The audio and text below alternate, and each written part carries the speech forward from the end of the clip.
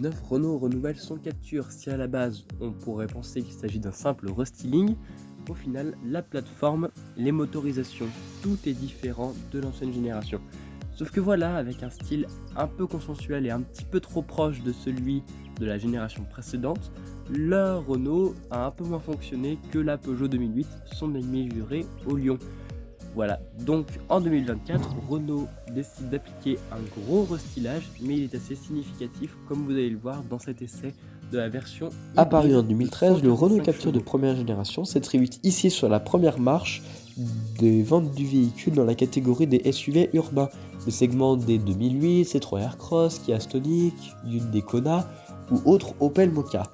En 2019, Renault dégaine sa seconde génération pour tenter de garder sa première place, sauf que malheureusement pour lui, le Peugeot 2008 est passé devant. On pense notamment parce que le Captur semblait plus une évolution de l'ancienne génération qu'à une nouvelle génération justement. Pour essayer de renverser la tendance, Renault applique donc à son SUV urbain un restyling et il est assez significatif. Ce que l'on remarque tout de suite par rapport à l'ancienne génération, pardon, à l'ancienne version, regardez, je me trompe à tellement les changements sont différents, c'est évidemment la face avant. On retrouve la fameuse calandre graphique de Gilles Vidal avec le nouveau logo au centre de cette calandre imposante, mais aussi, regardez, des petites lignes graphiques rappelant justement le fameux losange. C'est un petit peu une technique copiée à Peugeot, mais ça fait quand même son petit effet. Les projecteurs sont également tout nouveaux, la signature lumineuse aussi, elle s'inspire du Scénic et du dernier Rafale. Et également, les boucliers avant ont été redessinés.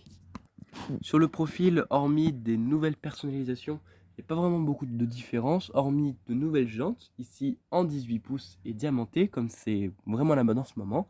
Et à l'arrière, les grosses différences portent notamment sur des feux qui utilisent un système un peu façon Lexus avec une coque translucide.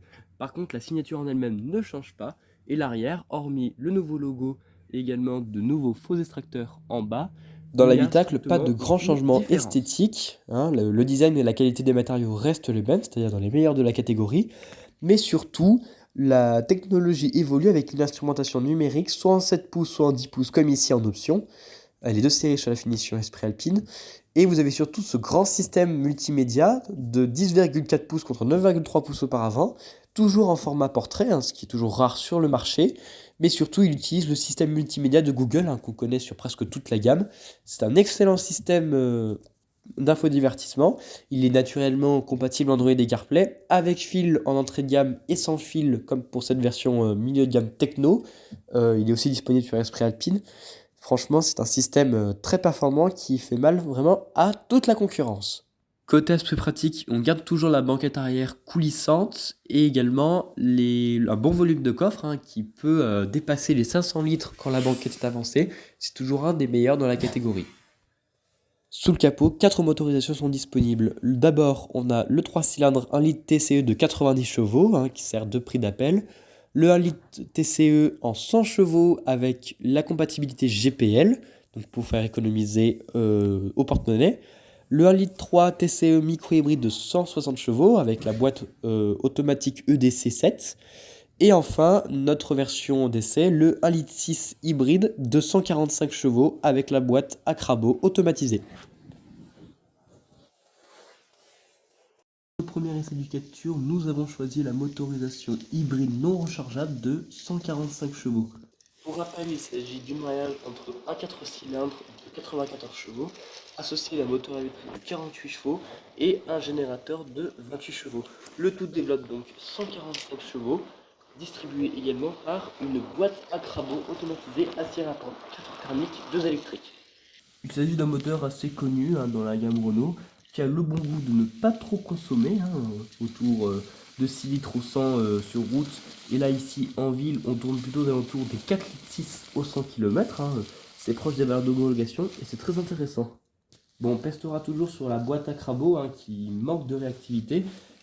Pour vous expliquer, pour les reprises, pour dépasser rapidement ou pour atteindre 130 km/h, la boîte à crabot a tendance à tirer sur la troisième côté essence, car il ne faut pas oublier que côté thermique, elle n'a que 4 rapports. Par contre, en électrique et en ville, elle brille notamment par sa fluidité, par contre. mais aussi vraiment par sa douceur de fonctionnement qui est vraiment très très agréable, hein. Chez Renault, en ville, ils savent bien faire la boîte à crabot. Pour rappel, hein, une boîte à crabot, c'est une boîte qui est d'origine utilisée pour la F1, mais qui du coup, avec un moteur électrique placé dans cette boîte, elle permet, comme vous voyez, hein, justement d'avoir vraiment des rapports très lisses et très agréables. Elle est vraiment très très agréable à utiliser en ville, même si voilà, sur la route, voilà, on pestera un petit peu sous sa lenteur. Et surtout, c'est une boîte automatique, donc elle n'est pas à double embrayage, donc on ne peut pas vraiment jouer sur les rapports avec cette boîte. D'autres moteurs sont disponibles, hein, notamment la version 160 chevaux, qui est pas mal, qui, elle, par contre, n'est pas hybridée, mais micro-hybridée, mais elle fait également plutôt bien son job, elle fonctionne bien. Par contre, elle consomme beaucoup plus, et en vue de sa puissance élevée, ses tarifs sont un peu plus élevés. Pour le reste, le Capture est inchangé par rapport à l'ancienne génération. Donc on a toujours droit à un véhicule qui est assez confortable en ville, hein, malgré les jantes de 18 pouces et la montre pneumatique qui est pas trop large. Elle est très agréable, hein, sur les pavés. Sur la route aussi, hein, comme, si on n'est pas du coup problème de la boîte de vitesse, le train avant est assez incisif, un peu façon Peugeot, et le train arrière, lui, est un peu mobile, mais ça reste tout à fait sécurisant. Le Capture reste pour moi un très bon véhicule, hein, qui est un bon voyageur. C'est plutôt agréable de faire des kilomètres avec. Donc voilà, le Capture ne change pas vraiment malgré son restylage, mais c'est ce qui avait vraiment besoin de changement, je ne pense pas. À l'épilogue de cet essai, on peut dire que le Renault Capture évolue dans le bon sens, notamment en termes de style, avec cette face avant qui est beaucoup plus réussie. Surtout sa banquette coulissante arrière, hein, qui nous facilite la vie, hein, notamment pour le transport de troupes ou de bagages, mais également des tarifs qui sont plutôt intéressants. Alors oui, dans cette version milieu de gamme techno, avec le moteur hybride de 145 chevaux, le Capture est assez cher, à partir de 31 500 euros. Mais toutefois, ces tarifs d'entrée de gamme sont très honnêtes, à partir de 24 900 euros. Donc c'est plutôt un bon choix. À noter d'ailleurs qu'il est très économique dans sa version TCE 100 chevaux GPL. C'est la motorisation que, à titre personnel, je conseille, hein, parce qu'elle consomme très peu. Elle est très agréable à utiliser, même si elle n'est disponible qu'en boîte manuelle. Mais surtout, vous allez faire des économies à la pompe, hein, vu que le GPL coûte beaucoup moins cher que le samplon 95, ou même que le samplon 98. Et elle commence à partir de 25 300 euros dans sa version Evolution. Donc à l'épilogue, on peut dire que le style est un peu plus réussi, que la motorisation reste performante, avec des prix qui n'ont pas trop non plus gonflé. Mais toutefois, j'insiste quand même sur ce système multimédia de chez Google qui fait preuve vraiment d'une réactivité sans faille. C'est impressionnant.